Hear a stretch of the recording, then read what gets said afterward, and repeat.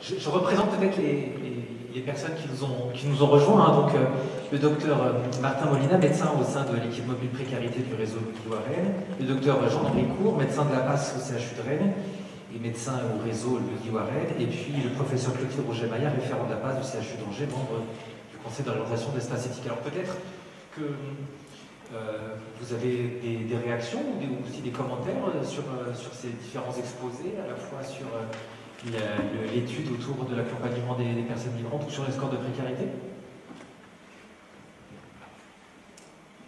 Ça marche comme ça. Bonjour à tous, donc Jean-Henri Cour, moi je suis médecin à la PASS de Rennes. Merci de nous avoir invités pour cette journée. Je ne sais pas, comme vous dites, il y a beaucoup de passes différentes. En fait, au sein de toute la France, et toutes les structures ne sont pas les mêmes, donc je peux peut-être présenter déjà comment ça fonctionne à Rennes, où effectivement il y a une spécificité du fait de la présence de l'association Le Réseau Wigio, qui travaille beaucoup, qui a un centre médical pour les personnes migrantes, dont va parler Martin tout à l'heure, et où je travaille aussi. Et du coup, au niveau du CHU, il y a une politique un peu différente au niveau de la passe. Donc, ce qui a été considéré, en fait, c'est que c'était une passe transversale au niveau de l'hôpital. C'est-à-dire qu'on a considéré que tout médecin à l'hôpital de Rennes était capable de prendre en charge des patients précaires et que tout assistant social au niveau du CHU devait être capable aussi de prendre en charge des patients précaires. Donc, il n'y avait pas de service dédié en fait passe au sein même du CHU, un peu pour les questions qui avaient été évoquées tout à l'heure de stigmatisation aussi de cette population aux urgences, voilà, lequel est passe, lequel est pas passe, voilà. En théorie, chaque médecin, voilà, a peut-être va être plus sensible à cette question de la précarité, mais en tout cas, en tant que cellule de coordination passe au sein du CHU, on s'est dit qu'avec 2 assistants sociaux et un médecin, c'était compliqué de travailler au sein même de l'hôpital parce que c'est énorme. Et donc il y a déjà ce travail qui peut être fait. Et donc on s'est plus orienté sur une activité extra-hospitalière en fait, où on va travailler sur le réseau qui est déjà créé au sein de la ville. Et on a de la chance à Rennes d'avoir un gros tissu associatif qui fonctionne plutôt bien. Donc juste pour expliquer un peu ma pratique, moi avec mes collègues assistants sociaux, en fait on va sur des lieux de permanence au restaurant social notamment, et sur un accueil de jeunes qui sont à la rue, qui sont suivis par des éducations de prévention, et on va essayer de créer du lien sur ces structures-là en fait, pour aller à la rencontre des gens dans un endroit où ils sont en confiance. Donc ça c'est pas mal comparé aux urgences où c'est vrai que c'est un contexte qui est souvent très compliqué, où voilà, c'est assez étouffant le côté urgence, où on ne vient pas forcément pour une problématique donnée de précarité, on vient plus pour un problème aigu. Et donc de créer ce lien avec ces personnes-là, un lien qui est souvent déjà fait par les infirmiers en fait, parce qu'il y a des infirmiers sur les différentes structures où on va, donc que ce soit au restaurant social, que ce soit à l'accueil de jour, il y a un accueil de jour, on peut prendre une douche, se reposer, prendre un café, voilà, il y a un infirmier, il y a une infirmière qui travaille avec la maraude sociale du 115. Et donc nous, on est en lien avec tous ces partenaires pour essayer de voir les patients dans des consultations qu'on essaie de faire rapidement, dans les 24-48 heures, pour avoir une réponse assez directe en fait à la problématique donnée. Et du coup, nous, on s'est orienté vraiment plus sur une population française en fait, de sans-abri, qui est en dehors du soin, et sur lequel on va travailler. On fait effectivement aussi des populations migrantes en lien avec le réseau Wigio, mais il y a plus ce focus, voilà, population précaire en dehors du soin. Et donc ça revient un peu à cette question de injonction et consentement. Je pense que par rapport à ça, le lien il est très fort en fait avec les travailleurs sociaux qui sont sur place ou avec les infirmiers qui sont au sein de ces différentes structures qui vont nous les orienter. Le fait d'aller sur place, ça permet aussi de créer beaucoup de liens avec les personnes. Et cette relation de confiance, elle est super importante, je pense, pour que le consentement, en fait, il vienne. Et voilà, on parle d'alliance thérapeutique, on parle de tout ça. Au sein de la médecine générale, c'est déjà pas toujours facile. Je pense qu'avec cette population précaire, c'est encore plus difficile parce que il y a eu souvent des déceptions par rapport à des suivis psychiatriques, par rapport à des suivis médicaux compliqués, par rapport à des travailleurs sociaux. Et donc voilà, il y a tout ce lien qui est à faire encore plus en amont. Le fait d'aller sur place, un endroit où ils se sentent bien, où ils sont où ils sont en confiance, c'est là qu'on va les chercher pour essayer de travailler sur les consultations. Voilà un peu le mot que j'avais à dire pour commencer. Martin, je ne sais pas si tu veux parler du réseau rapidement. C'est bon. Bonjour, donc Martin Molina, je suis médecin donc, depuis 2 ans environ au réseau Louis Guillou, actuellement en partie en charge de l'équipe mobile Précarité. Donc comme l'a dit Jean, le réseau Louis Guillou, c'est une association qui est rennaise et qui est ancienne, qui était l'ancien réseau Ville-Hôpital et qui depuis une quinzaine d'années, vingtaine d'années, s'occupe principalement des personnes migrantes, avec du coup, et ça fait partie aussi des spécificités régionales dont tu parlais sur les passes qui sont toutes différentes. Vous parliez dans votre étude de l'accès à l'interprétariat et des problèmes de langue. Donc le réseau Louis Guillou a une quinzaine de salariés interprètes avec lesquels on travaille tous les jours pour pouvoir faire des consultations en langue maternelle et donner au moins l'occasion aux personnes de s'exprimer correctement. Voilà, et donc du coup, il y a une proximité qui s'est faite un peu naturellement entre le réseau qui s'occupe surtout des migrants et puis la PAS. Et du coup, il y a une coordination qui est absolument agréable au quotidien pour pouvoir partager des informations aussi bien sur le plan médical que sur le plan de la prise en charge sociale, des différentes connaissances des structures locales, de la précarité, des associations, de tous les tissus bénévoles associatifs qui peuvent constituer le réseau. Et on en parlait, donc c'est très bien. Et donc oui, il y a une équipe mobile qui s'est créée à l'occasion de la crise du coronavirus. Parce que tout d'un coup, on s'est rendu compte qu'il allait peut-être falloir aller au-devant des populations précaires et migrantes qui allaient être exposées à ce virus. Et puis, vu que ça a bien marché, ça s'est voué à perdurer.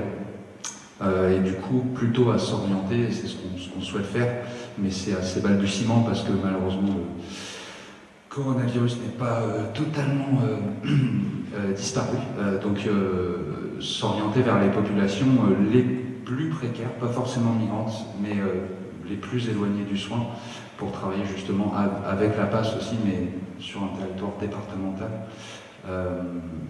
Voilà. Et du coup, dans cette période-là, on a été confronté à énormément d'injonctions, plus que de recherche de consentement quand même. Je pense que tous ici, tous et toutes, on l'a vécu. Des réactions parfois extrêmement brutales. On a voulu enfermer les gens parce qu'il y avait un cas de Covid dans le centre d'hébergement. Ou des choses comme ça qui étaient... voilà. Je pense que là, il n'y a même pas de questionnement éthique en fait. Voilà, mais ouais, donc beaucoup d'injonctions et pas beaucoup de recherche de consentement, et puis des consentements qui en fait étaient ni libres ni éclairés, parce que finalement quand une personne est logée par une association, une structure, l'État, et que voilà, les personnes qui hébergent ce patient qui a le Covid lui disent tu dois partir, t'isoler ou tu dois partir, le consentement à se faire tester, le consentement à partir, le consentement à être isolé, il n'est pas forcément libre. Et quand il n'y a pas d'interprétariat, il n'est pas éclairé non plus. Donc voilà, c'était des choses un peu toutes bêtes, mais qu'on a beaucoup vécu et contre lesquelles on s'est beaucoup battu pendant 1 an et demi. Voilà. Et puis, juste une chose sur tout ce qu'on a dit jusqu'ici. Il y a quelque chose qui m'est venu, c'est la notion de représentation de santé. Enfin voilà, c'est un peu de sociologie, mais je ne sais pas si vous avez des choses à nous dire, mais je crois qu'il n'y a pas eu grand-chose de recherche là-dessus depuis ces 15-20 dernières années. Je pense que les soignants ont des notions ont des représentations de santé bien à eux, et que les études qu'on fait nous formatent beaucoup, et que c'est vrai qu'on les calque beaucoup sur les patients, Et voilà, quelqu'un qui est précaire et addict, par exemple, à l'alcool, il va avoir des représentations de santé à lui, et on ne les questionne pas assez dans notre façon de prendre en charge les gens, je pense. Et du coup, voilà, je pense que rechercher un peu les représentations de santé des personnes les plus précaires aujourd'hui, ça pourrait être quelque chose d'intéressant pour mieux les prendre en charge.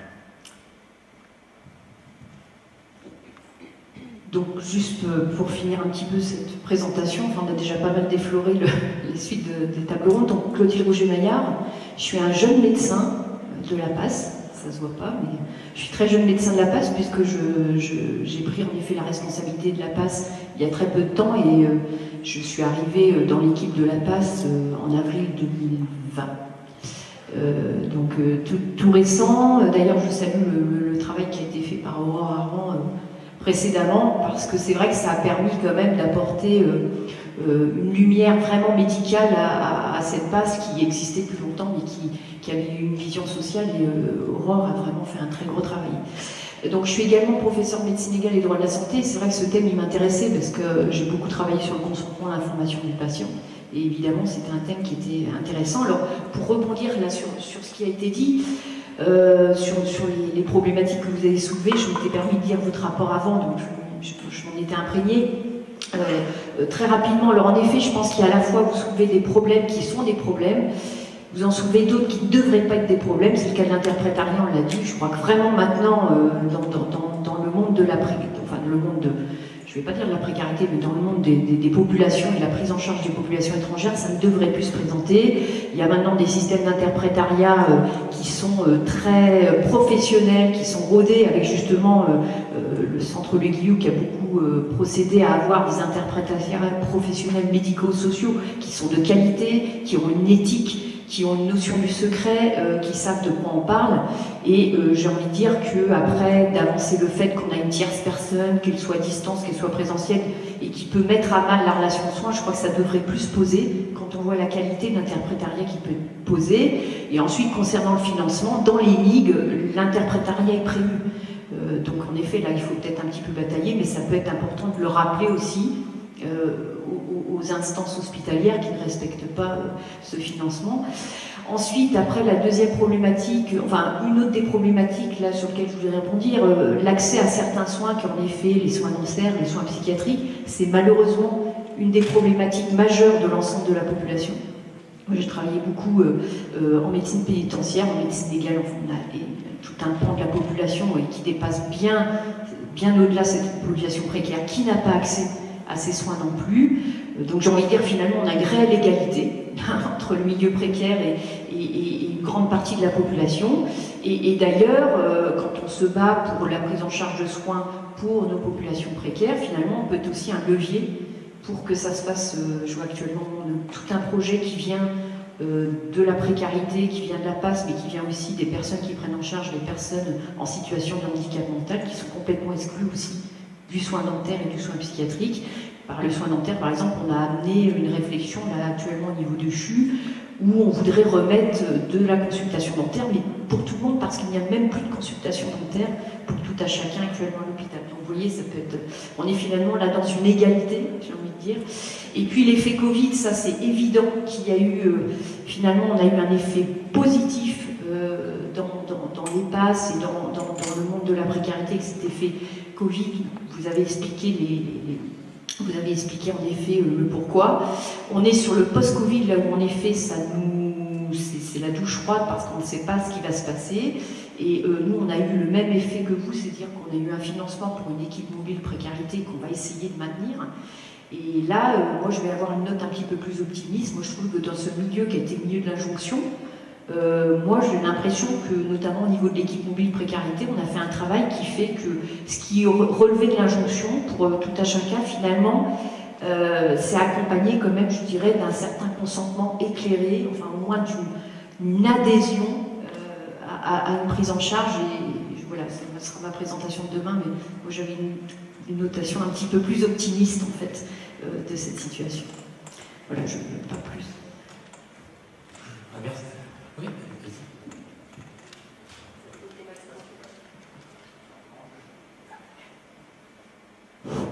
Oui, non, mais je dis pas qu'on a fait de l'injonction nous-mêmes, mais l'ambiance quand même et les recommandations des institutions de santé et des préfectures et tout ça qui étaient beaucoup impliqués dans le soin à cette période-là étaient dans l'injonction. Et évidemment, on œuvrait tous les jours pour être dans le consentement, et grâce à nos interprètes, on a pu obtenir des consentements, mais ça a été un combat quotidien.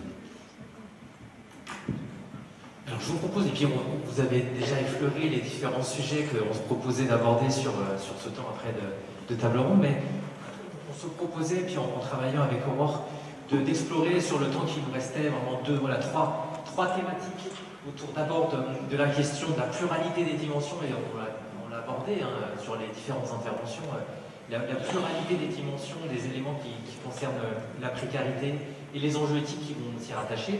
La question de l'injonction et du respect des choix dans ce contexte-là, et puis après qu'on puisse terminer aussi sur les dilemmes entre l'individu et le collectif. Donc peut-être premier aspect, et puis ça va renvoyer à ce qu'a pu dire Mathieu Legarde sur sa présentation sur les scores de précarité.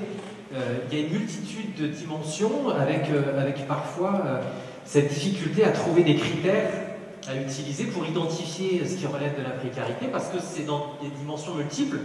Et puis, avec les écueils qu'a pu énoncer Mathieu Legarde sur à la fois le fait d'être aussi trop intrusif et d'être dans quelque chose qui peut être stigmatisant autour de ces critères, de ces scores qui mettent des noms, des scores sur la précarité.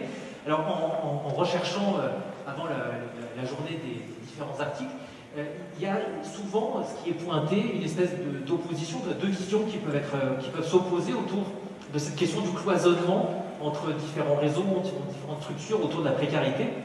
Une attitude qui considérait qu'il faudrait évidemment se décloisonner et sortir d'une logique où on va identifier, on va faire des parcours spécifiques sur la précarité, en disant que finalement la meilleure des choses à faire, c'est plutôt d'orienter vers des structures de droit commun, et que plus on met des structures spécifiques, et finalement plus on va accentuer cette question de la stigmatisation.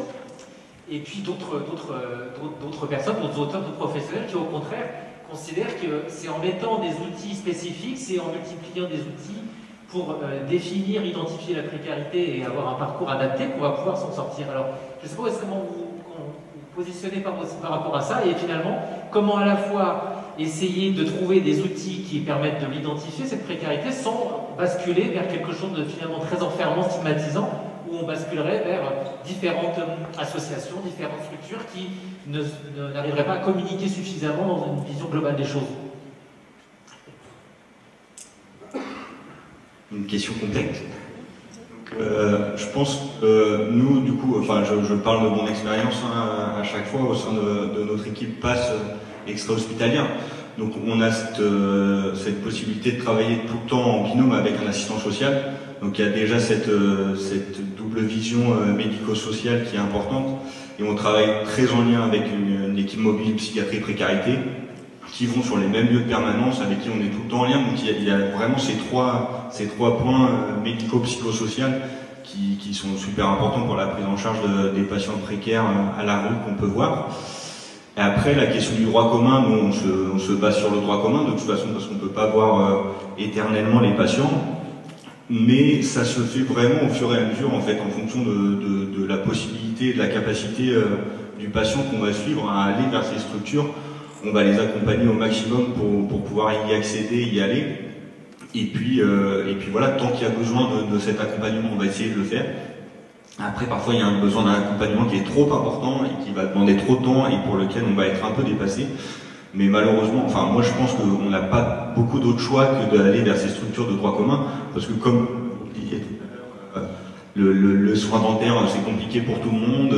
Enfin, voilà, le CNP, c'est compliqué pour tout le monde, et le fait d'avoir des structures complètement dédiées, c'est peut-être pas possible. Alors peut-être en aigu pour étayer au début, mais de toute façon, on va être obligé d'aller vers. On ne peut pas faire d'une meilleure prise en charge pour une certaine partie de la population, et après une moins bonne prise en charge pour d'autres personnes, ce qui rend aussi complexe. Nous, par exemple, du coup, on voit beaucoup de personnes sans abri, et le fait qu'elles soient plus sans abri, qu'elles aient accès à un hébergement, et ben elles vont plus pouvoir accéder à ces structures. Donc elles vont moins voir de médecins, moins voir d'infirmiers, moins voir de travailleurs sociaux, Et il y a toute cette précarité aussi qui est hébergée, qui est encore moins visible finalement que la population à la rue, qui pose question et qui ont accès aux droits communs, qui ont accès voilà, aux CEDAS, qui ont accès au secteur, et pour qui c'est encore plus compliqué. Donc finalement, ils sont presque mieux pris en charge en étant à la rue qu'autrement. Donc ça pose même cette question de voilà, la personne qui va être hébergée, et ben finalement il va rompre ses liens aussi sociaux avec les personnes qu'il pouvait voir au restaurant social. Et donc il y a cette question aussi qui est importante. Concernant les différentes précarités, c'est vrai qu'on parle de la précarité. Alors bon, c'est sûr que les migrants ne vont pas avoir les mêmes problématiques, vous l'avez soulevé, on a quand même une population migrante qui est essentiellement des sujets jeunes, qui n'arrivent pas forcément avec des pathologies de santé. Oui, il y a des spécificités, hein, il y a certaines pathologies qu'on connaît, drépanocytose, paludisme, l'hépatite B, des choses comme ça, mais globalement, ils vont acquérir ces pathologies au fur et à mesure parce qu'ils vont rester dans justement ces situations précaires sur tous les plans. Ils ont la précarité administrative, ils ont la précarité économique, précarité de santé. À côté de ça, on a les personnes à la rue, les personnes qui ont des années à la rue, qui n'ont pas les mêmes problématiques. J'ai envie de dire que même sur ces personnes-là, on n'emploie pas le mot de pauvreté, mais on prend en charge des personnes qui ne sont pas précaires, on prend en charge des personnes qui sont pauvres, donc des personnes qui sont pauvres, donc n'ont pas les mêmes problématiques. Et puis après, on a aussi parfois les personnes qui sont dans les pensions de famille, où là encore, c'est une autre problématique, c'est parfois donc des chemins de vie compliqués, mais on voit bien que c'est vrai qu'on englobe des fois un peu dans les prises en charge des précaires des notions qui ne sont pas les mêmes. Ça, c'est vrai qu'une fois qu'on est averti de ça, c'est le premier point. Après, deuxième point, droit commun, droit spécifique, ça c'est l'éternelle discussion. Alors, je suis tout à fait d'accord avec ce que tu disais. On s'aperçoit que les personnes qui ont été comme ça dans des chemins très accompagnés, ben, une fois que ça y est, qu'elles ont leurs droits reconnus, et que donc du coup, là, il n'y a plus le soutien à l'hébergement, qu'il n'y a plus le soutien à l'emploi, là, en effet, il peut y avoir aussi une marche qui est assez importante. D'un autre côté, est-ce qu'on peut les personnes qui ont ces parcours de vie, qui sont en situation de précarité, on a la même chose avec les personnes qui sont porteuses d'un handicap, enfin, on peut le décliner, c'est quand même des personnes qui, bien sûr, vont être prises en charge et ont besoin des mêmes soins que les autres, mais avec des besoins spécifiques. Et donc, un enfant qui est en difficulté scolaire, qu'on va mettre dans le système commun, sans lui réserver quand même une prise en charge spécifique, avec un accueil spécifique, c'est voué à l'échec. On a la même chose avec les personnes en situation de handicap. Avec Aurore, moi je me suis occupée de l'handicap à un moment, avec Aurore, on a pas mal travaillé sur justement les prises en charge des personnes en situation de handicap, avec ton épouse aussi d'ailleurs. On s'est souvent posé la question en disant est-ce qu'il ne faudrait pas plutôt avoir ce qu'on appelle un hôpital handicap, c'est-à-dire qu'en effet, le handicap soit pris en charge dans tous les lieux de prise en charge du soin. Mais ça, c'est un petit peu utopique. C'est-à-dire qu'après, on peut faire de la formation, on peut faire en sorte qu'il y ait une sensibilisation, mais il faut quand même qu'il y ait des prises en charge un petit peu spécifiques. Et alors, c'est là tout le rôle, je pense, des PASS ou des structures de la sorte qui peuvent être des médiateurs, justement. Comme le disait Aurore, c'est-à-dire que l'urgentiste va y penser, va repérer, va penser à la problématique. Après, d'être capable de la prendre en charge, d'avoir du temps pour la prendre en charge, d'avoir le temps de faire l'interprétariat, d'avoir le temps après de se pencher sur la situation sociale, non, parce qu'on ne peut pas mettre les moyens partout. Par contre, que tout le monde soit sensibilisé, le repère et après puisse le réorienter vers des structures quand même adaptées, spécifiques, qui ont les moyens et qui peuvent le prendre en charge de manière adaptée, je pense que c'est vers ça, enfin moi je pense que c'est vers ça qu'il faut tendre.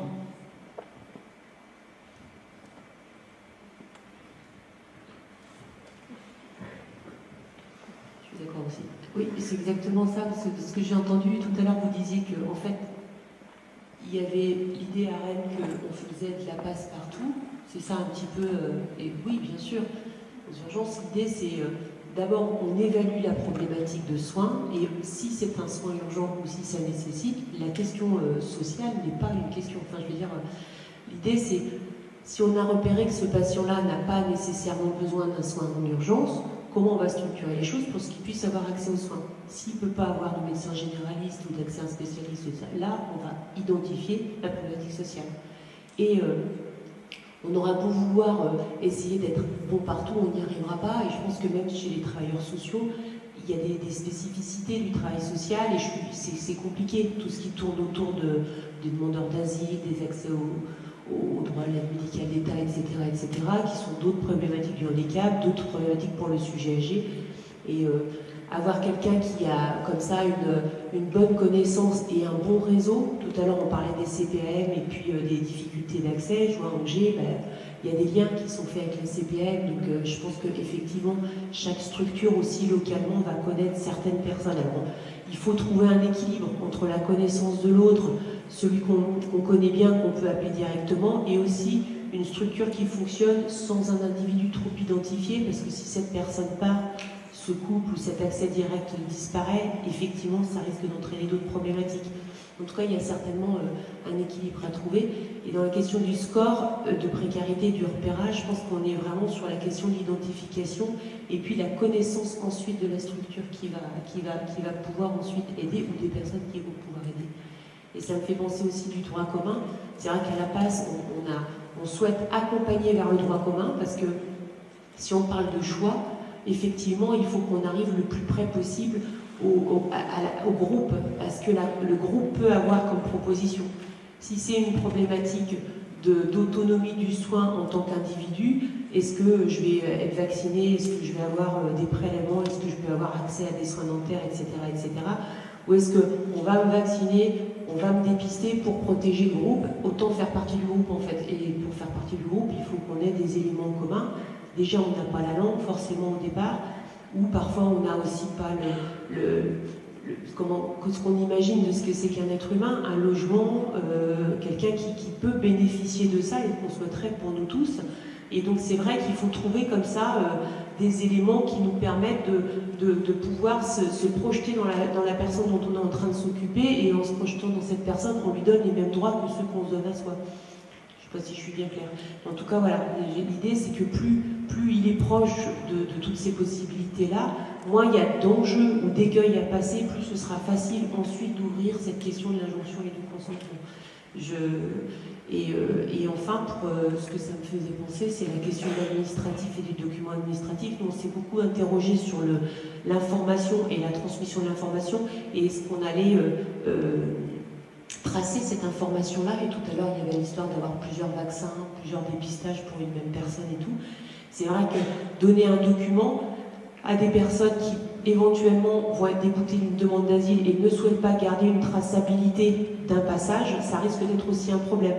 Donc un passeport santé avec une identification qui sort de la santé et la crainte de croiser des informations avec par exemple la préfecture, etc., c'est aussi des enjeux qui vont apparaître derrière. Et il va falloir à la fois ouvrir la perspective autour d'autres éléments importants que le soin, et aussi réussir à le rassurer assez concernant ça. Et quand il y a eu les confinements, nous à la PAS, à cette époque-là, je m'en occupais encore, on a eu un effondrement des consultations parce que les gens, il fallait vous savez, on avait besoin de faire des attestations de déplacement et ils ne voulaient pas parce qu'ils avaient peur. Donc nous, on envoyait des attestations pour qu'ils puissent montrer qu'ils avaient une consultation, parce qu'ils étaient, pour un certain nombre d'entre eux, effrayés à se déplacer avec un contrôle qui aurait amené d'autres questionnements que le problème de la santé. Et puis, je rebondis toujours sur ce aller vers le droit commun. Ça ne veut pas dire que parce qu'on fait des prises en charge spécifiques, on exclut du droit commun. Donc typiquement, c'est vrai, ce que je disais, ça m'y fait penser. Le but, en effet, quand les gens sont pris en charge dans les PAS, c'est qu'ils en sortent des PAS. C'est que normalement, ils doivent y passer dans les PAS. Ils ne doivent pas y rester. Mais on voit bien que il faut après réorienter vers des médecins généralistes. Donc après, on est confronté aussi aux mêmes soucis que les problèmes de territoire. Donc, par exemple, dans le Maine-et-Loire, il y a l'ancien président du Conseil de l'Ordre qui est là. Tu sauras très bien que ça n'a pas changé. On a certaines parties du territoire pour lesquelles il n'y a même pas de médecins généralistes pour la population générale. Donc évidemment, c'est difficile de trouver des référents généralistes, mais on essaie quand même d'accompagner la sortie de ce patient vers une prise en charge justement d'un soin plus à proximité de lui. Et donc, on facilite aussi des choses. Évidemment, on va préparer un dossier médical que le patient pourra remettre. Il y a tout un système, le docteur Baudry, demain vous en parlera, qui a été mis en place pour les médecins libéraux qui peuvent accéder via un partenariat qu'il y a entre l'association de médecins et l'ARS, ils peuvent accéder à un système d'interprétariat. Donc on accompagne aussi tout ça. Et c'est encore ça, peut-être le rôle de médiateur qui fait que ça peut permettre d'aider les patients à être pris en charge dans le droit commun avec une aide. On a actuellement tout un projet pour essayer justement donc, de travailler avec les officines de ville. Et donc le but là, de travailler avec les officines de ville serait justement de faire en sorte que le patient, avec ses besoins spécifiques, puisse être pris en charge dans le droit commun des officines de ville, mais en tenant compte justement des spécificités. Le but étant que personne ne se trouve en difficulté.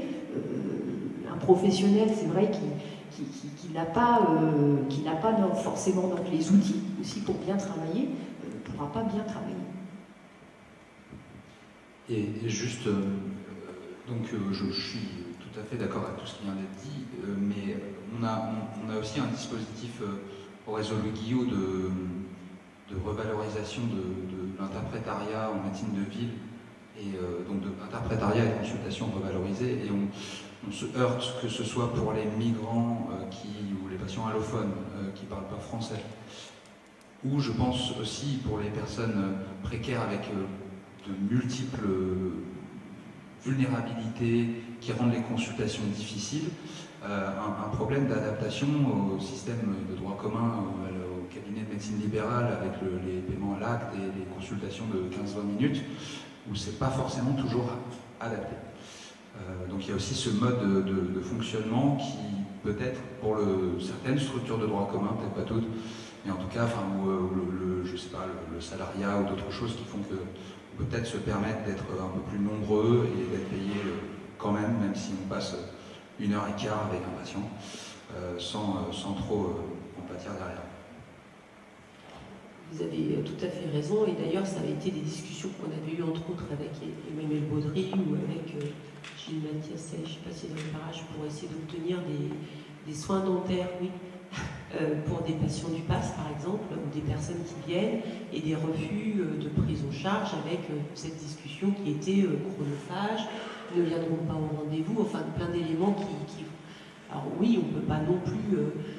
mais ce qu'on disait avec Emmanuel, si tout le monde prenait un petit peu, effectivement, ça simplifierait grandement les choses. Alors après, est-ce qu'il faut passer à une injonction, alors du coup, du soignant à prendre en charge les patients en leur donnant un quota, une discrimination positive et une obligation de prendre un temps de pourcentage et tout ça? C'est un autre, on va faire 2 journées supplémentaires pour ça, mais en tout cas, voilà, c'est effectivement.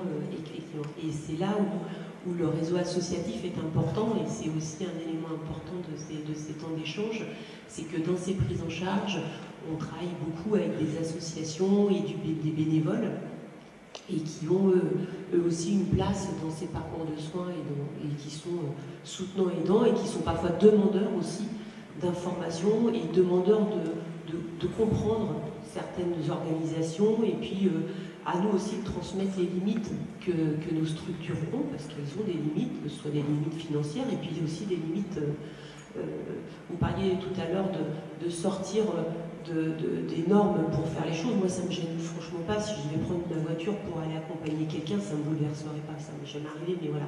Après, je peux comprendre que si en face, on a une hiérarchie qui dit attention, tu n'as pas le droit de faire ci et tout ça, voilà, il y a la question de la responsabilité, et en fonction du risque qu'on prendrait, il y a un risque qui parfois est nul. Et ça, c'est un fonctionnement qui existe un petit peu et qui maille un petit peu de l'ensemble de ces structures-là, et je crois que beaucoup de monde fait un petit peu comme ça des déviances, des déviations, déviance c'est peut-être pas le bon terme, dévier un petit peu de l'organisation pour que ça fonctionne. Et ça peut difficilement fonctionner autrement, parce que quand on travaille avec de l'humain, forcément qu'il y a parfois un petit peu de la marge enfin voilà, des parcours un peu plus souples. Ce que tu évoques là, c'est aussi du coup la question du champ, et jusqu'où les professionnels vont dans l'accompagnement, tellement les dimensions sont multiples, pour raisonner avec ce qui a pu être dit sur ce sentiment des fois d'impuissance ou de culpabilité, à se sentir impuissant, à prendre en compte toutes ces dimensions. Alors peut-être qu'il y a des questions, des remarques dans la salle, et puis après l'idée c'est aussi de se concentrer, focaliser sur cette question autour de l'injonction de soins. Je crois qu'il y a déjà une remarque dans la salle.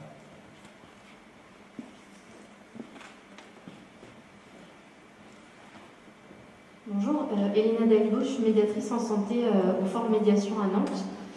Je voulais réagir sur un terme qui a été utilisé plusieurs fois sur la médiation, donc amener l'exemple de la médiation santé comme un des outils sur la question qui nous occupe. Le rôle du médiateur en santé, c'est de faciliter le lien entre personnes en situation de précarité et professionnels de santé ou professionnels sociaux. On est confronté à ce qui était évoqué tout à l'heure, le choc parfois entre des représentations en santé et des priorités qui ne se rencontrent pas. Du coup, on a très régulièrement des exemples. Très récemment, par exemple, une personne qu'on accompagnait en PMI, c'était la première fois qu'il y avait un rencontre en PMI, une personne plutôt réticente à la vaccination.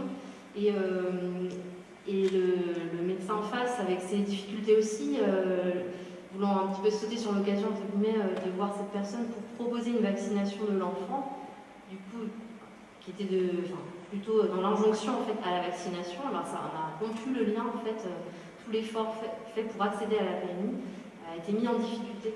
Donc c'est une question qui nous traverse constamment, injonction et consentement, et là en particulier autour du Covid, les personnes qu'on accompagne qui sont divers publics, qui peuvent être français ou étrangers, et pour lesquels on repère des freins similaires en fait. On observe une vaccination bien moindre que la population générale, et on s'inquiète énormément là de la mise en place des tests payants. Ça va être un obstacle en fait de plus là pour les personnes qu'on accompagne vers la vaccination. Voilà. Et puis je voulais juste dire aussi sur l'égalité dans les difficultés d'accès aux soins spécialistes. Les précaires sont quand même plus touchés. Je pense à un testing du défenseur des droits sur les bénéficiaires de l'ancienne CMUC, actuelle CE2S, sur les soins dentaires et les soins gynéco, et qui montrait des pratiques en fait discriminatoires vis-à-vis des personnes bénéficiaires de la C2S, et on peut penser que pour la ME c'est pareil. Alors du coup, votre remarque, elle permet aussi de glisser sur la question des décalages qu'on avait abordé entre les priorités et les besoins. Alors, c'est assez intéressant. Il y a un auteur qui s'appelle Adrien Pichon qui s'est intéressé à la question des errances et de la précarité en disant qu'il pouvait y avoir parfois une injonction de la part des soignants plutôt focalisés sur le somatique des professionnels de santé, sur des éléments sanitaires qui ne correspondent pas forcément à des préoccupations sociales des personnes, mais il dit aussi qu'il y a parfois dans l'accompagnement social une espèce de normes ou de relativité par rapport aux problèmes de santé qui peuvent aussi un peu fausser la question. Alors là, effectivement, on est au cœur de la problématique du respect des choix. Comment essayer de trouver une bonne distance, ou comment essayer de se mettre sur le niveau des priorités des personnes, et jusqu'où, en faisant ça, on respecte peut-être plus la liberté, mais en même temps, on mettrait de côté des urgences ou des priorités qu'on aurait identifiées. Est-ce que vous avez éventuellement des éléments autour de ces questions-là ? Je veux bien commencer, juste non. Je pense qu'il faut être absolument humble, savoir se remettre énormément en question, se lire, se cultiver et respecter les gens. Et faut faire ce qu'on a dit au début, être entre le libertarisme et le care. Moi, j'irai un tout petit peu plus vers le care, mais pas trop. C'est très compliqué. Juste, par exemple, je pense à une amie qui a fait sa thèse sur les représentations de santé des personnes suivies pour alcoolodépendance en Ille-et-Vilaine. Les représentations de santé, ça a historiquement été étudié sur les personnes alcoolodépendantes. Et ce qui était étonnant, c'est qu'elle a interrogé un certain nombre de personnes en leur demandant est-ce que vous vous sentez en bonne santé, ou c'est quoi pour vous la santé, est-ce que vous vous sentez en bonne santé. Et ce qui est marrant, c'est qu'elle s'est retrouvée face à des gens qui avaient de manière absolument certaine une cirrhose du foie, qui était délabrée, mais à partir du moment où ils étaient à distance des consommations d'alcool, ils se disaient tous en très bonne santé. Et donc pour eux, en fait, la priorité, c'était la santé psychique.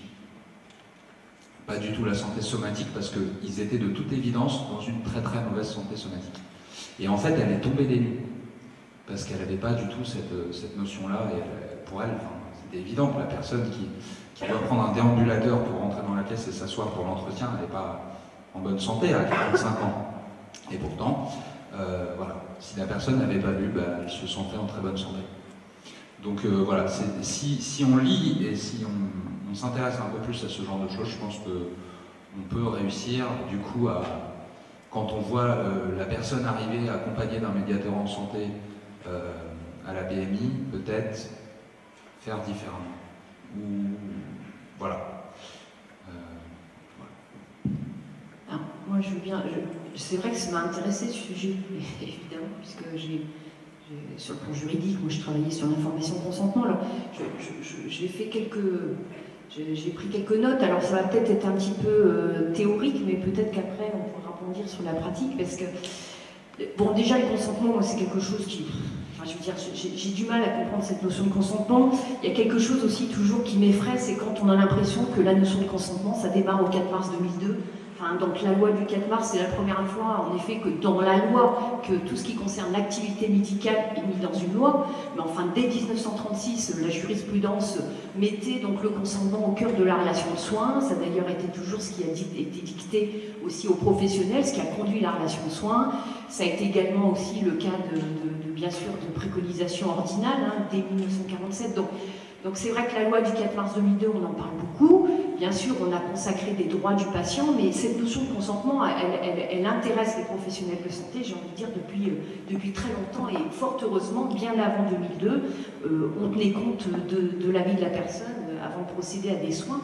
Et c'est vrai que qui dit consentement dit plutôt recherche d'une adhésion aux soins et d'une nécessité de confiance. Et là, je parle tout à chacun, mais c'est encore plus fort quand on a des personnes qui sont dans des situations de vulnérabilité. Le Comité national d'éthique disait « Il ne s'agit plus pour le patient de donner son consentement, mais de participer à la décision du professionnel ». Et c'est vrai que je pense qu'il faut plutôt parler de la nécessité d'avoir la participation éclairée, c'est un bien grand terme, du patient, qu'il puisse s'approprier ses problématiques de santé, qu'il puisse être acteur. Parce que ces principes d'autonomie dont on parle beaucoup, ça suggère une pleine capacité, et j'ai envie de dire que pour tout patient, c'est très compliqué. Enfin, un patient, par définition, il est malade. Quand on est malade, c'est très compliqué de parler de l'autonomie. Et là, je vais faire appel à des sociologues.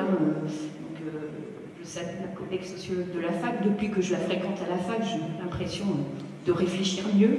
Mais c'est vrai que Georges Simmel, donc un sociologue du XXe siècle, sociologue qui a beaucoup travaillé sur la relation, disait « Nous avons besoin d'autrui pour être autonomes. Lorsque nous sommes malades, cela nécessite de la confiance. » Et je rappelle aussi une autre sociologue, Michaela Marzano, plus près de chez nous, qui a beaucoup travaillé sur le consentement dans un livre qui s'appelle « Je consens donc je suis ». Elle dit que donc, du coup, cette confiance va amener un état de tranquillité qui engage la promesse de soins intensifs et permet la réalisation de soins dans les meilleures conditions possibles. Et là, ça me renvoie à un premier point qui est que c'est cette relation de confiance qu'il faut qu'on amène, cette relation d'apaisement, et qui est d'autant plus vrai qu'on travaille avec un public qui est confronté à des difficultés diverses et variées liées à leurs conditions de vie. L'autre point important qui me semble au niveau de ce consentement, c'est que finalement, le consentement, mais ça c'est vrai pour tout à chacun, mais il n'est pas figé, il est dynamique. Et c'est d'autant plus vrai que le patient en face a des fragilités. Et donc, il faut absolument un temps adapté. C'est majeur dans la prise en charge des personnes, et d'autant plus vrai qu'il peut y avoir un décalage, et on en a parlé, soit un décalage temporel, parce qu'on n'a pas la même temporalité, et là il est évident qu'avec le public avec lequel on travaille, on n'a pas la même temporalité, c'est évident. Les personnes qui doivent se préoccuper de savoir comment elles vont manger, où elles vont dormir, si elles vont être régularisées au niveau de leur papier, n'ont pas la même temporalité. Robert Castel, donc, qui a beaucoup travaillé sur les exclusions sociales, puis on a travaillé dans les métamorphoses de la question sociale, disait la précarité, c'est aussi un rapport au temps, car pour maîtriser l'avenir, il faut une certaine stabilité du présent. Je t'en parlais en introduction. L'insécurité sociale, c'est aussi le retour de la vie au jour le jour, et dans le risque de ne pas avoir les éléments de la maîtrise de son destin social. Donc ça, c'est sûr que cette notion de temporalité, qui est vraie avec tous nos patients, elle est d'autant plus vraie quand on est confronté à cette population. Autre décalage, le décalage de valeur, vous en avez parlé, madame. Alors, c'est sûr que quand on a la rue, la prévention, c'est pas la préoccupation première. Je viens également d'en parler. Il y a les problèmes de la représentation. Vous parliez des problèmes de la représentation de l'enfant, il est évident. La contraception, la représentation de l'enfant, par exemple, vous avez tous été peut-être confrontés à ça, une personne qui est en situation de demande d'asile, de situation précaire, qui n'a pas de logement, va être dans un projet de demande de PMA. Ça interpelle toujours ça. Donc, et bon, c'est vrai que quand au stade de l'AME, la PMA n'est pas possible, mais même une fois que les droits sont ouverts, est-ce que, là ce serait des réelles questions éthiques, demandeur d'asile qui irait s'inscrire dans un projet de PMA, je ne suis pas là sans jugement, mais il est bien évident que là on voit bien qu'on est dans une représentation qui est très différente. Nous, nos raisonnements finalement de pays plutôt riches, ça va être de rechercher plutôt une stabilité de vie économique, sociale pour accueillir au mieux un enfant. Mais on voit bien qu'il n'y a pas la même représentation pour certaines femmes. Il y a l'image de l'enfant réconfort, la représentation religieuse. Nous avons été confrontés à la PAS, un exemple qui m'avait très interpellée, une jeune fille qui venait d'arriver, mineure, enfin, elle n'était pas encore, elle était en phase de recueil de minorité, qui était très très mal, avec des douleurs abdos. En fait, très rapidement, on s'aperçoit qu'elle est enceinte, une grossesse qui était déjà quand même assez avancée, et puis en la questionnant, elle était très très mal psychologiquement. On voit tout un parcours de vie avec réellement un parcours comment on appelle ça, les rapports sexuels en échange de logement, c'est un nom maintenant dans le... non, c'est pas de la prostitution, ça s'appelle l'échange... c'est un nom actuellement chez les migrants, peut-être dans la société. Le fait du coup de consentir à des rapports sexuels en échange de logement, de nourriture. C'est tellement malheureusement courant que c'est un nom qui m'échappe. Et donc cette jeune fille, on l'a fait prendre en charge, orientée vers le service de Flora Tristan, donc qui est planning familial, pour l'accompagner. Et bien sûr que cet enfant, d'emblée, elle va le garder. Et on va l'accompagner sur garder cet enfant. Alors que c'est quelque chose qui nous paraissait complètement décalé. C'est-à-dire que nous, on était dans cette optique de cette mineure, avec un parcours de vie, un enfant issu d'un viol, elle a 16 ans ou à peine, et donc ça ne paraissait même pas envisageable au début qu'elle puisse être dans cette optique de garder l'enfant. Mais on a senti qu'une fois qu'on l'a accompagnée dans garder l'enfant, on l'a revue après, elle avait complètement changé, il y avait un épanouissement, comme si cet enfant, c'était quelque chose qu'elle allait enfin la raccrocher à ce qu'elle lui permette de continuer. Pour certaines femmes, c'est pareil, je ne fais aucune valeur de jugement, mais je me demande si pour certaines femmes, le fait d'arriver à avoir une petite fille et le fait de la protéger de l'excision, qui va être un motif pour un renvoi dans le pays, c'est quelque chose, je pense, qui peut être inconsciemment aussi présent. Donc bien sûr qu'on a des représentations qui sont très différentes. Mais après, je renvoie, et je vais terminer ça, parce que je boucle en me disant, mais finalement, le soin et le prendre soin, c'est un seul et même soin. Michela Marzano disait, dans son consent dont je suis, elle disait je pense qu'il est possible d'amener à la prise en charge du soi, c'est-à-dire que ça me paraît, là on va en cours de santé, mais on en discutera tout à l'heure, je pense que tout le monde a besoin qu'on prenne en charge, peut-être pas qu'on prenne en charge au niveau du soin, mais qu'on prenne soin de lui. Et d'ailleurs, il y a, je crois que c'est un rapport de l'Institut de recherche et de documentation de l'économie de la santé, je crois qu'il y a un coup de la cité, qui mettait en avant que justement sur une enquête qu'ils avaient fait près des mineurs isolés, ce qui ressortait, c'est bien qu'on nous écoute. C'est-à-dire que le fait du prendre soin va être... Et à travers ce prendre soin, on va peut-être arriver justement après aux soins. Donc ça, je déborde un petit peu sur les parcours de santé dont on abordera. Et si je peux encore prendre une minute pour le refus de soins, et après, promis, je me le tais, mais comme c'est très théorique, je me disais peut-être après, tu en feras des applications plus pratiques.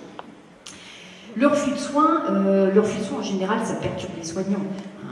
Dans les questions que tu nous posais, le cadre juridique, il est clair. Il faut accepter le refus de soins, il faut accompagner le patient dans son refus de soins. Alors, c'est vrai que déjà, il y a rarement un refus de tous les soins. Souvent, c'est le refus d'un soin ou d'une prise en charge particulière. Donc, déjà, ça aussi à bien prendre en compte. Et puis, derrière un refus de soins, il y a souvent un motif qu'il faut questionner et rechercher. Ça peut être, par exemple, moi, je ne veux pas aller au lit Alpes Santé, ou voilà, parce que j'ai 2 chiens derrière, et qu'est-ce qui va se passer pour les chiens? Ça peut être des représentations faussées. Les infirmières sont dans la salle. Très récemment, je recevais une dame pour un certificat descriptif de blessure, donc rien à voir. Elle était dans un état mais de fatigue extrême. Elle était même pas capable de se tenir comme ça assise. Et en la questionnant, elle est enceinte. Et puis je pense qu'elle souffrait du problème de vomissement pathologique. Elle était dans un état d'épuisement et on lui proposait une hospitalisation qui était refusée, mais de manière ferme par elle, moins ferme parce qu'elle était tellement épuisée, mais très très ferme du côté du mari, qui voulait même rentrer, être assez intrusif pour la consultation. Et en fait, c'est l'infirmière qui a tout discuté et on s'est aperçu que pour eux, l'hospitalisation d'une femme enceinte en France, c'est l'IVG. C'est-à-dire qu'ils nous disaient, mais vous, en France, vous avortez les femmes. Et donc, à partir du moment où on a repris cette image faussée qu'il y avait à travers cette représentation, la femme a pu être hospitalisée 48 heures, ce qui lui a permis de se poser. Et puis, parfois, il faut le reconnaître aussi, il y a le refus de soins parce qu'il n'y a plus d'envie. Et là, c'est vrai que je pense que là, réellement, les expériences passées vont jouer souvent sur le renoncement aux soins. L'Institut de recherche et de documentation en économie de santé a mené une étude en 2011 et ils ont établi un score de précarité là aussi à partir du cumul des vulnérabilités passées, présentes et futures, et ils disaient que finalement le cumul des vulnérabilités c'est le facteur le plus important de renoncement aux soins. Et là ça va être le renoncement aux soins par épuisement. Et là nous avons une situation là la directrice de l'abri de la Providence qui sera demain pourra en parler d'un monsieur qui a fait un AVC dans une pension de famille et donc qui n'a absolument pas voulu être transféré à l'hôpital. Et donc, nous, au niveau de l'équipe mobile, on a accompagné la compréhension de ce refus de soins. On a été revoir le patient pour bien vérifier dans quel état était ce monsieur et surtout quel était justement son niveau de compréhension de sa pathologie. Et puis après, ça a été l'accompagnement des travailleurs sociaux et puis du reste des personnes de la pension de famille, parce que là, ça renvoie à une problématique que tu aborderas à la fin, c'est en effet la situation individuelle par rapport à une situation collective. En effet, quand on renonce à un soin, qu'on est comme ça dans une situation très altérée avec un risque de mourir, c'est bien sûr très compliqué de maintenir la personne dans ce lieu de vie, mais là, on a pu quand même accompagner là-dessus. Voilà, j'ai beaucoup parlé, mais c'était peut-être très travailler sur cette notion. Tu veux peut-être rebondir sur le côté pratique?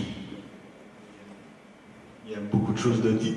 Du coup, j'ai pas grand-chose. Moi, j'aime bien effectivement cette notion du soin, quoi. On est des soignants, donc on est là pour prendre soin de l'autre, et prendre soin de l'autre, c'est pas forcément le traiter.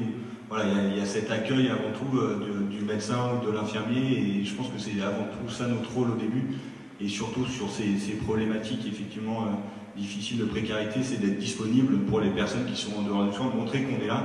Et effectivement, là, proposer le vaccin d'emblée, c'était peut-être pas la solution, c'est voilà, montrer qu'on est là et de comprendre les problématiques de la personne, et puis quand la personne est disposée à le faire, et pouvoir intervenir et l'accompagner.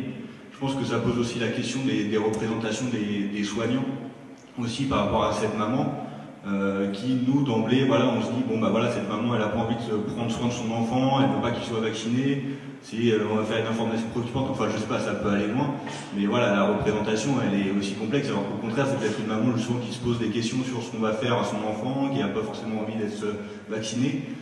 Et nous, notre médecine, ce qu'on apprend, en tout cas à la fac, c'est des algorithmes, c'est carré, un enfant, 4 mois, on fait ce vaccin-là, on fait ce vaccin-là. Et c'est vrai qu'on va pas, c'est difficile en tout cas dans les cours, ce qu'on apprend pour, enfin voilà, toute l'activité de médecine, on apprend des choses dans les stages, mais voilà, on va suivre quand même tous ces protocoles, toutes ces recommandations, tous ces algorithmes. Et ça, c'est difficile pour le médecin aussi de sortir de tout ça et d'arriver à voilà, s'adapter vraiment aux patients, et ça on ne l'apprend malheureusement pas assez. Alors je pense qu'on l'apprend de plus en plus avec l'éducation thérapeutique, voilà, poser des questions ouvertes, se rendre disponible, et malheureusement ça n'est pas encore assez, et voilà, le rôle de médiation, il est, je pense, à faire du côté de la jeune femme qui présente son enfant, mais il est aussi à faire au niveau médical, au niveau des soignants, pour leur expliquer voilà, comment travailler quoi, autrement.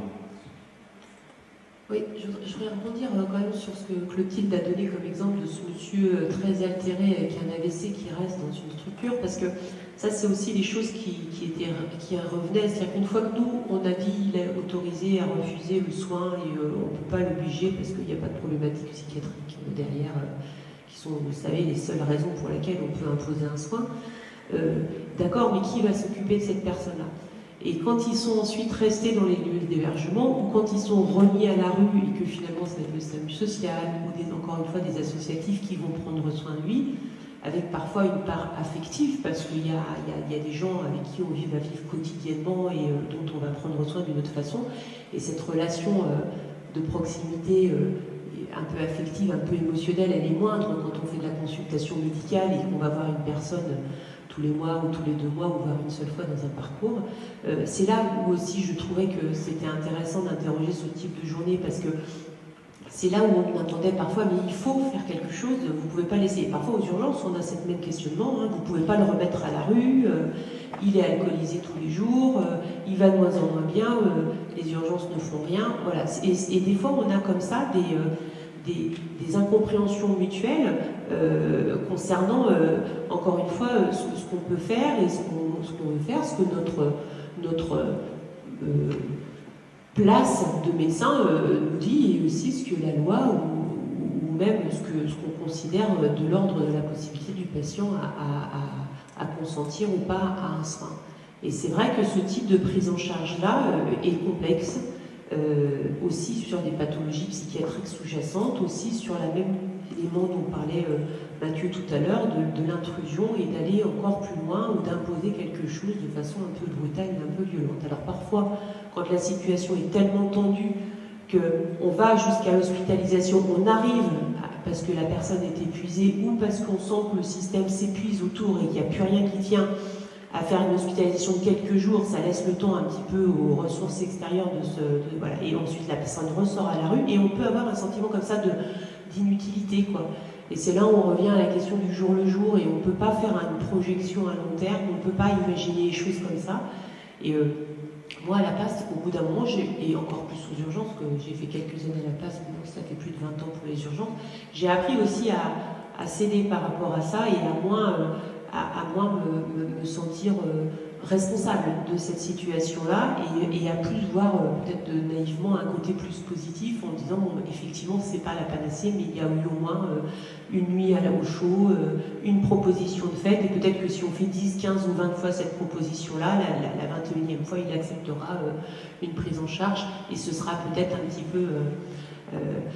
peu de cet ordre-là. Mais j'entends tout à fait parfois quand on nous dit mais vous me le laissez, vous vous en occupez pas, je l'entends bien aussi, le sentiment d'abandon qu'on peut avoir du côté de certains autres professionnels ou certains associatifs par rapport à ça.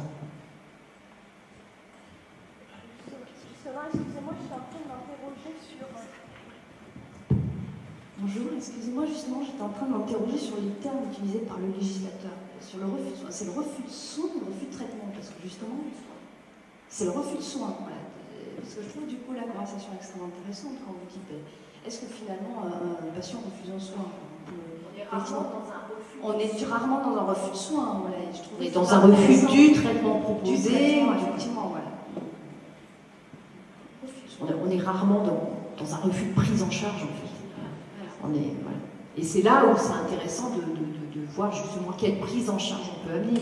Ce que dit Aurore, on a tous des exemples, là, de travailleurs sociaux qui sont les infirmières psychiatriques qui sont dans la salle, là, de situations qui sont mal terminées, où quelque part on a un goût amer en se disant qu'est-ce qu'on n'a pas pu réussir à faire. Et puis on a quand même des situations où, en effet, comme tu le disais, il y a le prendre soin. Alors le prendre soin, ça ne va pas être forcément le soin, ça ne va être pas celui qu'on veut, ça ne va pas être la façon, ça ne va pas avancer comme on veut. Puis le prendre soin fait que on peut arriver parfois à des choses assez, en effet, très intéressantes avec des patients qui vont revenir finalement. Là j'ai l'équipe qui est dans le fond, mais on a un exemple quand même avec un patient roumain où je pense que la prise en charge était une vie à la rue, une prise en charge qui paraissait impossible, et par le prendre soin, et puis de venir par la lumière, parce qu'il y a de la lumière à la base, et le prendre soin, on arrive quand même à un système de prise en charge globale, et avec sans doute une vie qui va se terminer dans une pension de famille, je l'espère pour lui. Donc il y a de temps en temps quand même des belles histoires, mais je crois qu'en effet, il faut arriver à... De la même façon qu'avec tout patient, indépendamment des personnes précaires, un refus de soins, c'est quelque chose qui est compliqué pour un soignant. Le soignant a du mal à se dire, mais comment une personne peut refuser le soin qui est le plus bénéfique. Donc, je veux dire, ça n'intéresse pas que les précaires, mais chez les précaires, ça renvoie aussi sans doute à un constat d'échec, parce que la situation en face, de remettre en effet un patient très malade à la rue, qui ne veut absolument pas de prise en charge, c'est compliqué. Alors j'en profite quand même, juste pour l'espace de réflexion type des Pays de la Loire organise sa grande journée annuelle le 29 novembre sur la problématique des refus de soins au pluriel. Et effectivement, c'est souvent l'une des thématiques les plus abordées par des équipes, par des établissements, parce que ça interpelle le sens du soin et puis de quoi ce refus est l'expression. Des fois, on a l'impression que c'est l'ultime liberté des personnes dans des situations de vulnérabilité ou de dépendance qui est en jeu dans ces questions de refus. Alors peut-être d'autres questions. Alors il y avait un élément aussi peut-être, et puis pour revenir sur, je vous donne la question tout de suite, mais que par rapport à la question du respect des choix, qu'avec Aurore, on souhaitait aussi interroger, c'était la question des projets de bilan de santé des primo-arrivants, qui était aussi un élément important dans la réflexion. Donc c'était juste pour le rappeler dans la discussion, et puis on peut donner la parole à la personne qui avait... J'avais une question pour... tout à l'heure, vous évoquiez les problèmes psychiatriques des personnes qui permettent qu'on soit davantage dans une injonction, ou en tout cas qu'on incite davantage la personne à accéder aux soins. Et les personnes qui sont dans une autodestruction, parce que malheureusement j'en accompagne beaucoup, à quel moment on considère que c'est psychiatrique ou pas psychiatrique, quand c'est une tendance ou un fonctionnement? Parce que je trouve que c'est vraiment compliqué. Il y a des personnes où on sent qu'il y a une ambivalence. Donc tout ce qu'ils mettent en acte, il y a une ambivalence. Par exemple, ils acceptent de voir l'assistante sociale, ils acceptent d'être dans le lien, et par contre, ils peuvent mettre en échec des rendez-vous, des choses comme ça. Oui, alors ça nous est souvent, c'est une forme de suicide, on nous dit, parce qu'ils sont à la rue, ils refusent, et c'est une forme de suicide. Tout à fait, mais après, c'est la même chose qu'on pourrait dire pour quelqu'un qui fume, avec une problématique de néo sous-jacent, des problématiques d'alcool, etc. Donc après, c'est du domaine du psychiatre. Et si on a un doute sur la personne et sa capacité à décider pour elle-même, c'est la question de l'autonomie dont parlait Aurélien tout à l'heure, là effectivement on va pouvoir, mais le problème central c'est qu'au moment où un soin va lui être proposé, est-ce que cette personne elle est en capacité de pouvoir dire oui ou non, comprendre en fait le risque. Donc c'est les patients délirants, problématiques psychiatriques, et puis certaines personnes complètement démentes où effectivement là c'est pas de l'injonction psychiatrique, mais effectivement on ne va pas tenir compte parce qu'on considérera qu'il y a des troubles cognitifs trop importants qui ne leur permettent même pas de définir quel est ce qu'ils souhaiteraient pour eux-mêmes. Et pour les urgences, on a quand même une petite exception encore, c'est une personne intoxiquée, quelqu'un qui a des problèmes d'alcool, etc., est complètement alcoolisé ou qui a des prises de médicaments, il peut vouloir sortir, nous on ne le fera pas sortir tant qu'il n'aura pas un niveau d'alcool assez bas qui nous permettra de dire qu'à ce moment-là, il est en capacité de décider pour lui-même, voire ne pas se mettre en danger par rapport à ça. Donc après, quand on a des doutes, nous on demande une évaluation psychiatrique. Et c'est les psychiatres ensuite qui vont nous aider par rapport à ça. Mais si cette évaluation n'est pas bien faite et qu'on hospitalise sous contrainte quelqu'un qui ne relevait pas de cette procédure-là, la réévaluation à 48 heures, en cas de 48 heures, elle va lever la contrainte. Et du coup, on va perdre le relationnel, parce qu'arriver dans une hospitalisation, en plus, ça ne peut être fait que dans des milieux psychiatriques, donc il y a une stigmatisation qui là encore peut être importante. Et donc je crois qu'il y a la question du risque et de la proximité. On parlait du temps, alors moi c'est un peu mon dada le temps, mais en tout cas il y a la question de la crise importante et peut-être du temps qu'on a pour décider. Et si effectivement la personne elle a une corde à côté d'elle ou des médicaments, eh ben, l'injonction et la contrainte elle va venir du fait que c'est comme les réanimations d'attente quand on a des personnes chez qui on va décider d'arrêter les thérapeutiques, il faut qu'on se donne un peu de temps pour pouvoir voir. Et la contrainte, elle va être ce gain de temps de quelques jours pour voir ce qu'on peut faire par rapport à ça. Si c'est une problématique qui se chronicise un peu à la rue, c'est vrai que c'est beaucoup plus compliqué, je pense, à justifier sous l'angle, et le titre nous dira son avis, de la contrainte psychiatrique, je pense. C'est la dangerosité immédiate qui va... Enfin, je voudrais quand même juste rappeler que la possibilité d'une hospitalisation sous contrainte, c'est uniquement pour des soins psychiatriques. C'est-à-dire que même si on a une personne qui a une pathologie psychiatrique, qui a besoin de soins somatiques, qui refuse le soin somatique, on ne peut pas passer par le biais de l'hospitalisation sous contrainte pour lui faire des soins somatiques. Donc ça, c'est très compliqué, c'est-à-dire que la personne, soit on considère que sa pathologie psychiatrique fait que ça altère son consentement, et dans ce cas-là, on l'hospitalise sur le plan psychiatrique pour la traiter sur le plan psychiatrique, en espérant, et que, étant mieux que le plan psychiatrique, elle consente aux soins, enfin, vous voyez. Et ça, la consultation d'éthique, on est souvent confronté à ça, mais je crois que c'est important de le rappeler, ça. Dans notre système, il n'existe aucun moyen de contraindre une personne à des soins somatiques.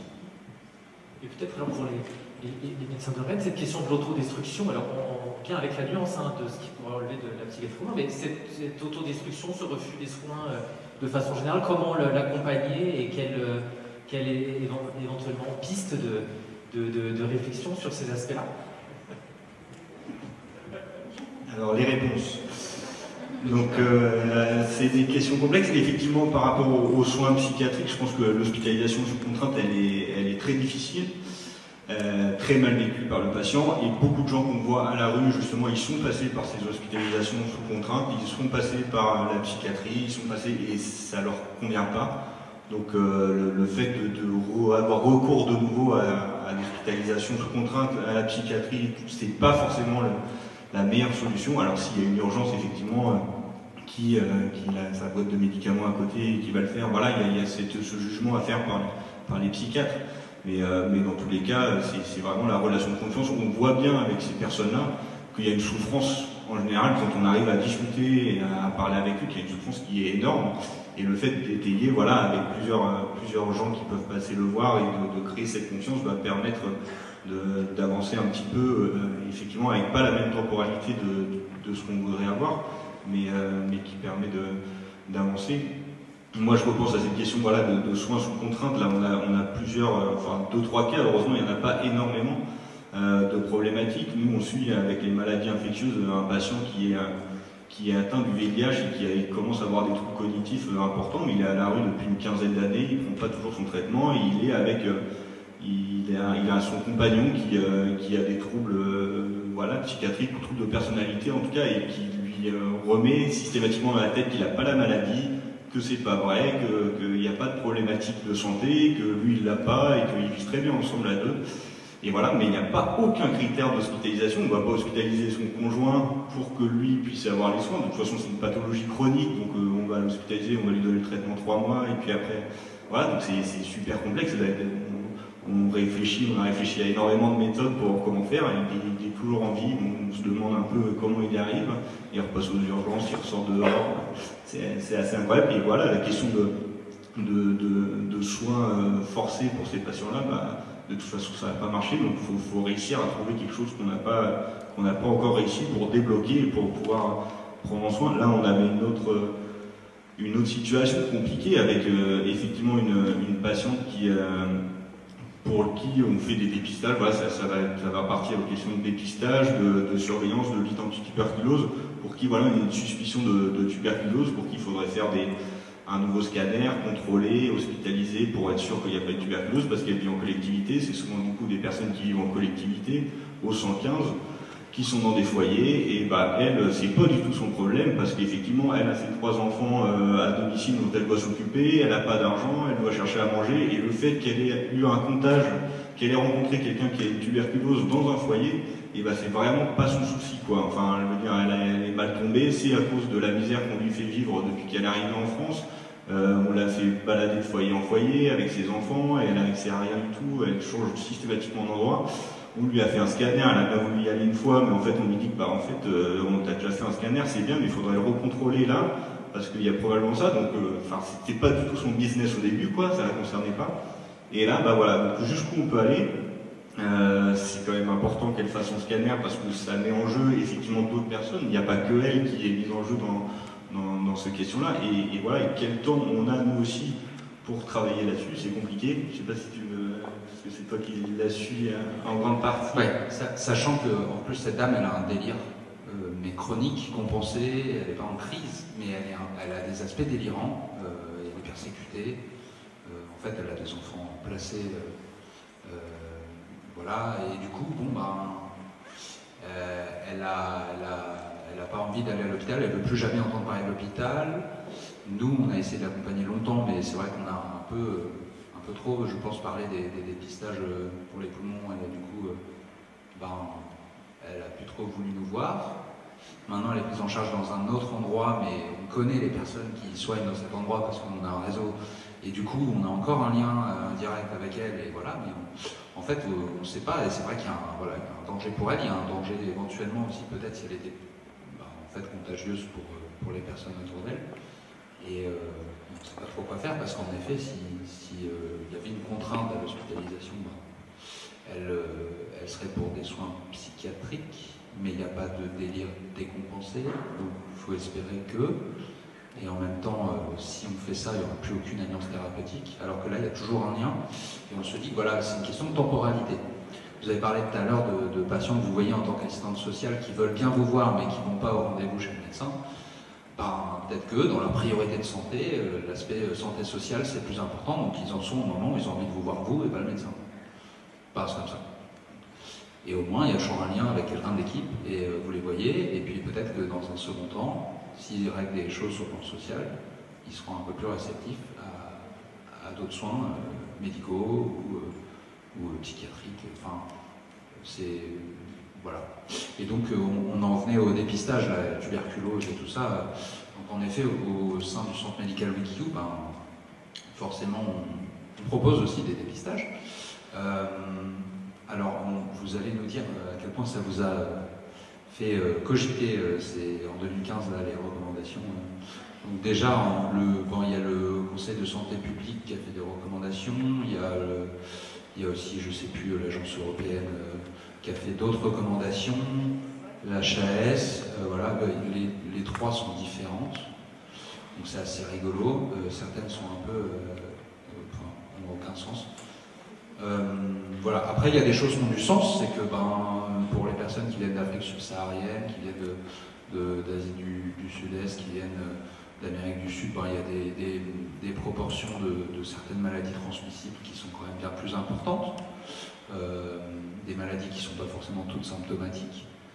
Donc ça vaut le coup pour eux et pour les autres personnes autour d'elles, éventuellement de leur en parler, de leur proposer, quand elles sont aptes à parler de ça, de faire ces dépistages. Mais alors le caractère systématique, non, bien sûr que non. Voilà. Donc c'est des recommandations, après on les suit, on les suit pas. Il faut savoir, je pense, pourquoi on fait certaines choses et pas d'autres. Il faut savoir qu'est-ce qu'on fait, et puis il faut savoir le proposer dans la langue des personnes pour qu'elles comprennent, et leur expliquer à chaque fois qu'on fait un dépistage, qu'est-ce que ça implique derrière.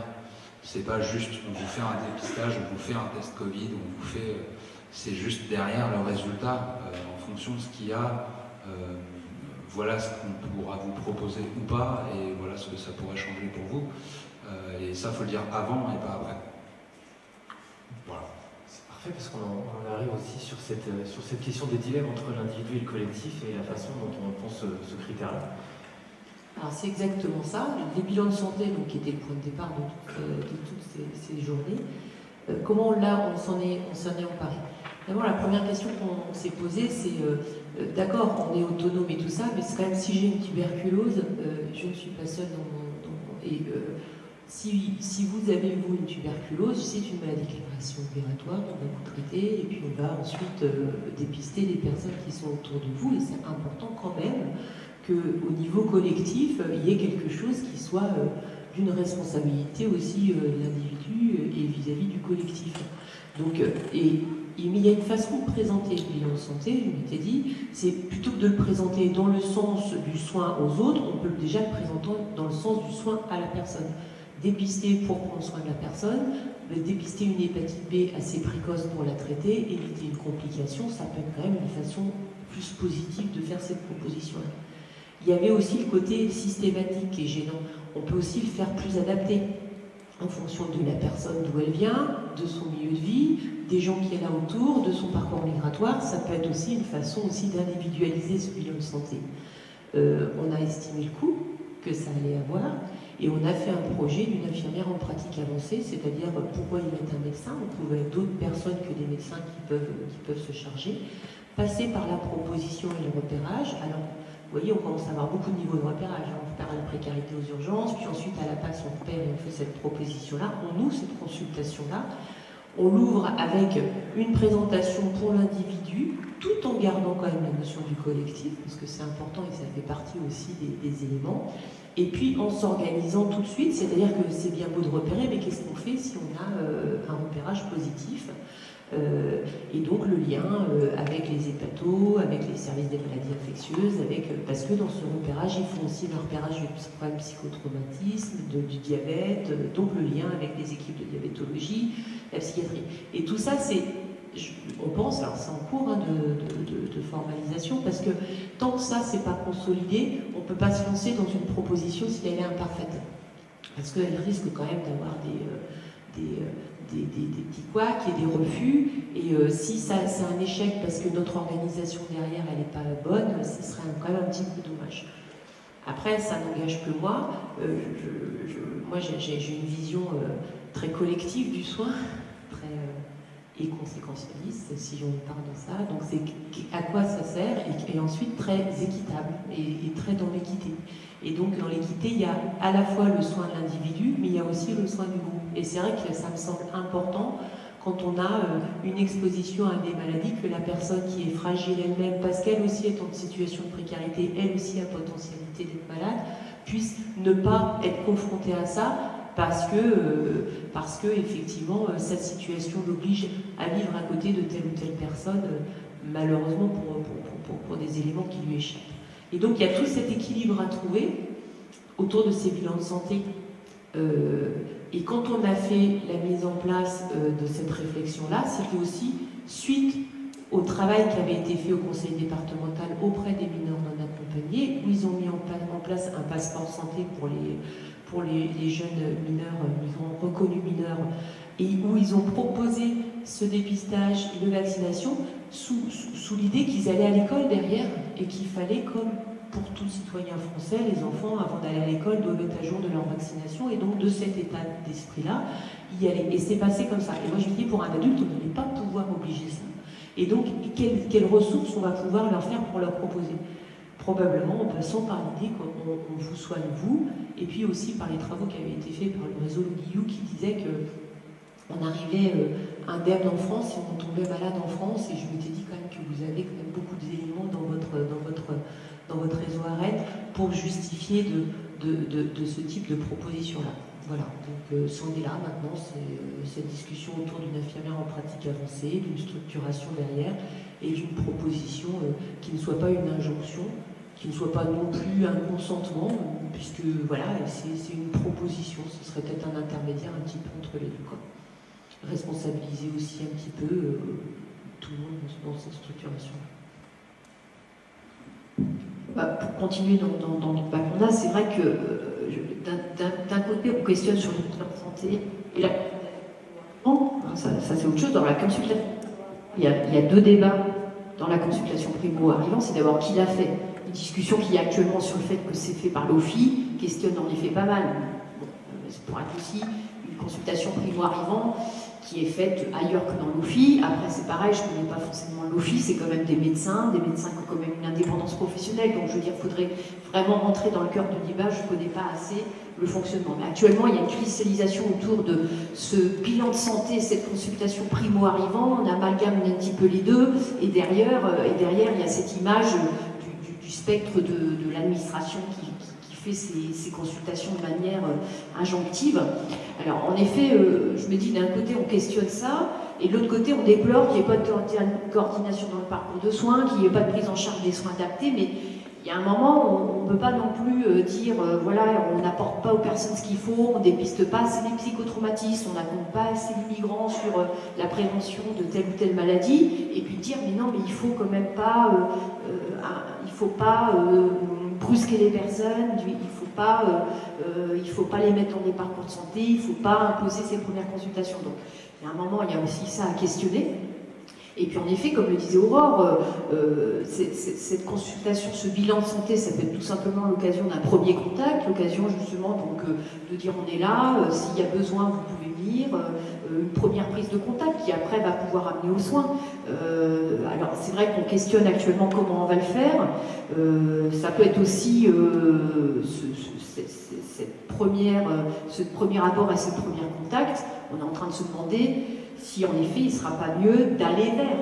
C'est plutôt que ce soit en effet je viens dans le service de soins pour cette première consultation, est-ce que donc du coup cette première consultation, il n'y a pas une pré-consultation, j'ai envie de dire, on va pas l'appeler une consultation, une pré-prise de contact qui pourrait être l'aller vers, pour après faire en sorte que la personne puisse revenir vers la consultation pour justement le début de ce bilan de santé. On a, encore une fois, vous allez me dire, mais se pose la même problématique dans la population générale, avec notamment les carnets de santé, les carnets de suivi. Enfin, moi qui ai beaucoup travaillé autour des personnes en situation de handicap, on se pose à peu près les mêmes problématiques aussi. Et juste, pas trop parler, mais juste autour du travail de cette infirmière en pratique avancée, ça fait l'objet d'un mémoire de travail, et elle est allée interroger les professionnels qui travaillaient auprès des personnes migrantes, déjà pour définir qu'est-ce qu'un primo-arrivant, parce que c'est quand même pas si clair que ça, et ensuite en leur disant de quoi vous auriez besoin. Et en fait, il y avait une vraie demande de ces personnes-là qui pouvaient recevoir, réceptionner des plaintes autour des problématiques de santé et qui souhaitaient effectivement avoir un relais pour pouvoir donner une réponse auprès d'autres personnes. Et en disant, est-ce que je suis apte, moi, à repérer quelqu'un qui va pas bien? Est-ce que finalement j'ai des entretiens pour monter des dossiers de demande d'asile et tout ça? Mais peut-être qu'il y aurait des choses que je devrais repérer et qui étaient plutôt favorables à une proposition qui leur serait faite d'une ouverture, d'une consultation, alors bilan de santé primo-arrivant ou consultation, je ne sais pas trop quel terme il faut lui donner, mais voilà, on en est là pour l'instant. Juste, je voulais rebondir sur le mot aller vers. En fait, je me rends compte à plusieurs reprises ces derniers temps, notamment en termes de vaccination et tout ça, on s'est questionné sur le lien entre l'aller vers et le consentement, dans le sens où des personnes qui sont capables de se mobiliser, qui sont capables de bouger et de venir dans un centre de santé, à une consultation, ou, voilà, le fait de décider d'y aller et d'y aller, c'est une partie du consentement. Dans le sens où aller vers ceux qui ne peuvent pas se déplacer, ceux qui n'osent pas, ceux qui sont voilà, retenus pour une raison ou pour une autre, mais qui ont des besoins, ok. Mais en fait, voilà, il y a eu parfois des autorités sanitaires, on nous a proposé d'aller vers, et en fait, on s'est dit que il y avait une telle pression sur les personnes que d'aller vers avec déjà des seringues dans le frigo, ça allait être peut-être un peu... Non, mais l'aller vers, c'est pas forcément aller faire le soin sur place. L'aller vers, ça allait faire ce que je disais, la pré-consultation chez le problème, c'est-à-dire l'information quand même, elle peut aller vers. Après, en effet, que ces bilans de santé, ils seront dans la passe, ce sera des actions. Mais moi, je pense quand même que d'aller au-devant des personnes, parce que quelque part, d'aller, on l'a tous ressenti, hein, de recevoir quelque part ce truc, bon, je dois me rendre à un endroit, ça fait assez injonction aussi. Enfin, moi, je voyais plus l'aller vers comme aller vers les personnes pour une première prise de contact pour faciliter après. Donc, évidemment, non, mais c'était juste que le mot m'a fait penser à ça, c'est que voilà, dans certaines situations, pas celle-là, et bien sûr que voilà, Jean a expliqué que il va vers le restaurant social et tout ça pour être justement dans des endroits où les gens se sentent en confiance et ça fait un premier lien. Et après, le soin, il se fait dans des bonnes conditions dans un centre de santé, un cabinet, enfin autre. Mais juste que voilà, l'aller vers switch quand même une partie du potentiel d'agir des personnes qui peut peut-être parfois faire partie du consentement aux soins proposés quand on fait le soin sur place. Et du coup, là, ce que vous venez de dire, ça rejoint une autre problématique qu'on a aussi en ce moment, c'est que voilà, on fait des équipes mobiles, on fait de l'aller vers. On est d'accord que le plus souvent on ne peut pas prodiguer des soins de qualité sur place. Donc c'est une pré-consultation, c'est une évaluation, c'est une orientation, mais vers des structures de soins qui sont souvent débordées. Et du coup, voilà, il y a beaucoup de projets d'équipe mobile et d'aller vers et d'orientation. Mais après, derrière, on oriente vers qui, vers quoi. Et il faut des moyens aussi pour ça. Et c'est pas forcément... enfin voilà, je pense qu'il faut le dire aussi.